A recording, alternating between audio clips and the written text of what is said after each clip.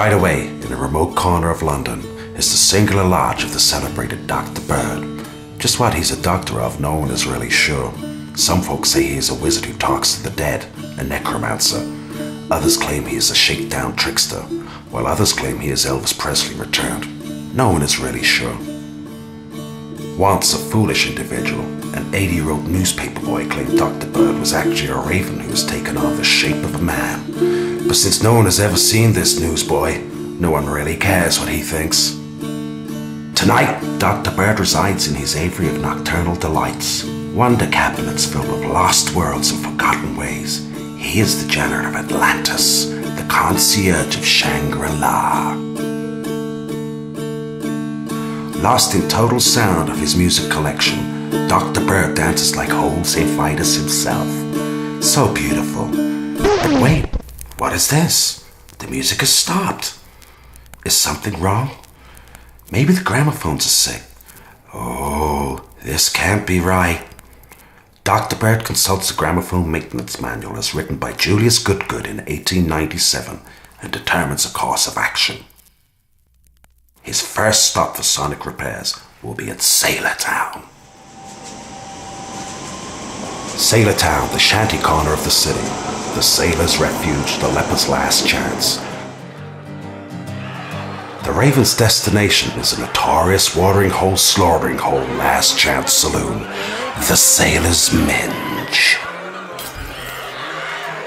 The Sailor's Minge is always full to capacity, never empty.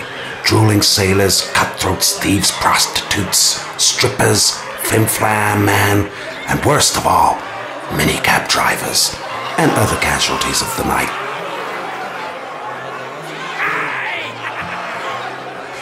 An unlucky dip of bad dreams, broken hearts, the perfect venue for the devil to be at play.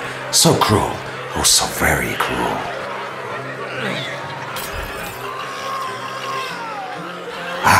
Look over there at the bar. Golgotha Mary catches her husband, little Jake, trying to liberate the night's takings from the register. And they go at each other with bottles, hooks, knives, guns, but always with love. And wait, what's that? Look over there in the corner. Is that Fast Johnny? Is he still drinking to forget his mail order he-bride from the Philippines? Wrong one. Only the lonely, huh? But I want to call your attention to one serrated sea dog in particular. Old Chippy, baptized and sodomized at sea. Old Chippy holds court with Henri Chapeau, a French sailor just in town. But hold on a minute, that's no French sailor. Oh no, that's old Nick himself. That's right, the devil. What do you think that old devil is up to? Business as usual, no doubt. Oh my.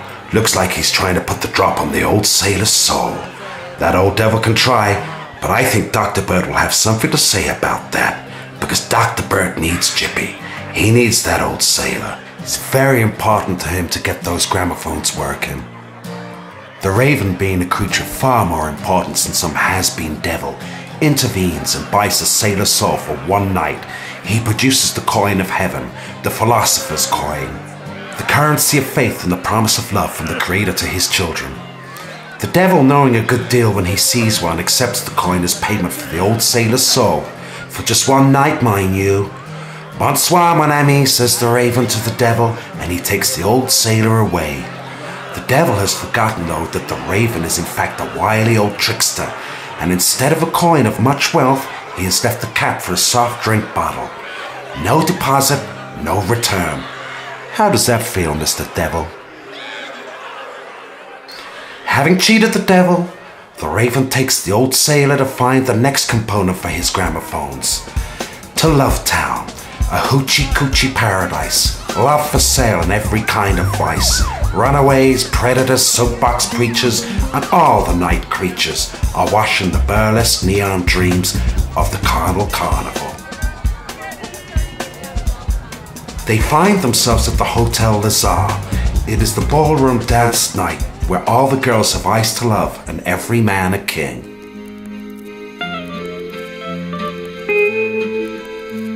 There among the throngs of the dance hall Lazar You might see Boot Hill Jill, who knows a trick with banana oil and various produce that is talked about in Medina.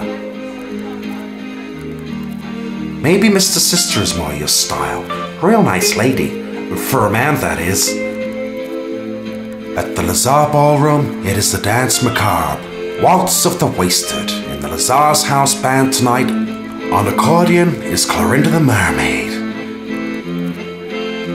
Now Chippy the old sailor entered the Sailor's Minge 13 years ago and never came out.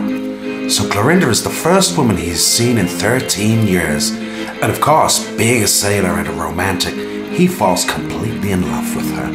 And strangely enough, she feels the same way about him. The mermaid and the sailor share some drinks, talk some talk, and as the evening advances, the sailor is bold enough to show Clorinda his tattoo. His tattoo is that of the imperious and unforgiving sun god. It was a present from his father when he was a child in a shaky Manila boathouse. Well, it is a small world, because as a child, Clorinda was also given a tattoo as a present by her mother on a shaky Manila boathouse. Her tattoo is of the mysterious and benevolent moon goddess, La Luna. Well, immediately the scales fall away from their eyes. They realize that they are in fact related, siblings, brother and sister separated at a very early age, now so happy and joyous to be reunited again. They decide to get married. This seems to please Dr. Bird to no end. Maybe he's an old romantic. Or maybe it is very important that this union should occur between the mermaid and the sailor. Very important to Dr. Bird's gramophones. But if you are drowning in a sea of love, you might just meet a shark. And in this case, the shark is the mermaid's benefactor. Old Daddy Scratch himself. That's right, the devil again. He demands that the sailor pays up for his time spent with Clorinda. She is after all a commodity, his property.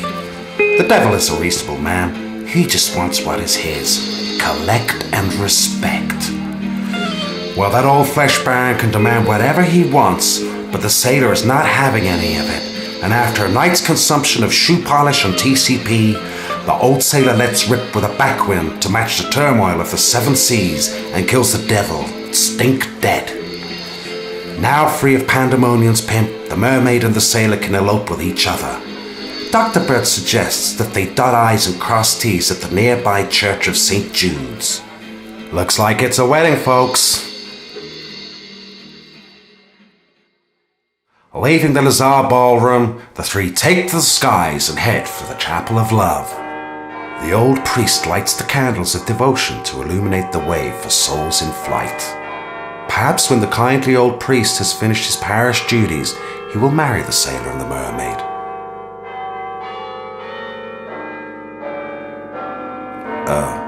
Wait a minute.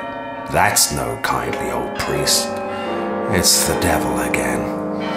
It seems that the devil and the kindly priest had some previous business, something concerning church funds and altar boys. Oh well. But being a selfless individual, the devil has taken up the father's duties for one night after having dispatched the old priest. Forget about any betrothals or marriages between mermaids and sailors, children, because you, my dear children, belong to me, the devil, and there will be no marriage. There will never be a marriage because tonight the devil collects what is his. For all his powers and years, though, there is one thing that the devil cannot stand, and that is the heart in love. And let me tell you, there is no heart purer than a mermaid's. Clorinda the mermaid exposes her heart to the devil, and he must face its uncompromising glare. Emotions such as these are anathema to the devil. He has never known love since he was expelled from heaven. Now look, an amazing transformation. Where once was a dirty, miserable devil, is the most beautiful creature in all creation. The devil is restored to his former glory as Lucifer. Once more he is the first angel, a creature of pure love, and he gives his blessing to the sailor and mermaid, and he returns home, up there to the stars. But without a member of clergy at hand, the task falls to Dr. Bird, the Raven, to marry the sailor and mermaid. Promises are made and gifts exchanged. Do you take this mermaid to be your mermaid? And do you take the sailor to be your sailor?